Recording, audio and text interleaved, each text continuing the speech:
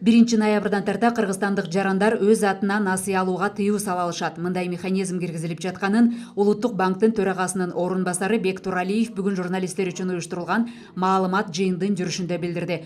Аталган функция түндүк тиркемесине киргизилди. Санариптик өнүгүү жана инновациялык технологиялар министри Азамат Жамангулов бул функцияны колдонуу жолун көрсөтүп берип, тыюуну алып салуу мөөнөтү 12 саатка созулаарын билдирди. Анын айтымында бул чара биринчи кезекте онлайн насыя алуу боюнча алдамчылыгынан жана шашылыш чечимдерден коргоо максатында киргизилди. Эске салсак, акыркы жылдары Улуттук банкка жана укук коргоо органдарына алдамчылык аракеттердин курмандыгы болгон жарандардан түшкөн арыздар көбөйүп кеткен.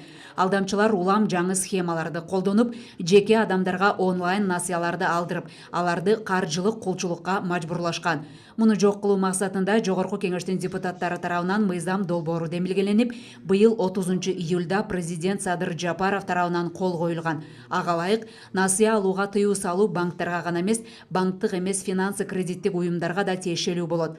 Улуттук банктан билдиргендей, эгерде тыюу салынган учурда насыя берилсе, анда мындай кредиттик келишим юридикалык жактан жараксыз деп таанылат. Буга байланыштуу банктар жана банктык эмес финансы кредиттик уюмдар тыюу салуунун бар же жок экендиги жөнүндө маалымат сурашат.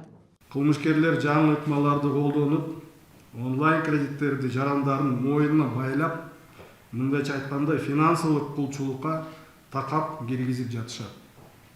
Ушуга окшош алдамчылыктардын алдына алуу эң эффективдүү механизми бул самозапрет болот деп биз ишенебиз. Бул механизм коомдук талкуудан өткөн, ал эми 1 ноябрдан баштап өз күчүнө кирет. Урматтуу журналисттер, эмне үчүн самозапрет эффективдүү болот деп биз ишенебиз. Жарандарыбыз самозапрет койгондон кийин алдамчылар сиздин паспорттун маалыматтарыңыздарды жана телефонуңузду ээлеп алган күндө дагы өлкөдөгү бир дагы банк же микрофинансылык уюм сиздин атыңызга насыя бере албайт. Мен ушуну баса белгилеп коеюн, бир дагы банк же банк эмес финансы кредиттик уюмдар онлайн кредиттерди бербейт. Насыя же кредит алайын деп чечсеңер, түндүк тиркемесине кирип, ошол запретти кайра ала аласыңар да, бирок запретти алгандан кийин 12 сааттын ичинен кийин эле запрет чечилет да. Бул эмне үчүн кылдык? Бул деген кээ бир алдамчылардан же силер жакшылап ойлонуп, бүт жакшы жерин, жаман жерин, насыянын жакшы жерин, жаман жерлерин ойлоноштуруп туруп, андан кийин насыя алам деген ушундай арыз банктарга арыз жазганга ошондой кылганбыз.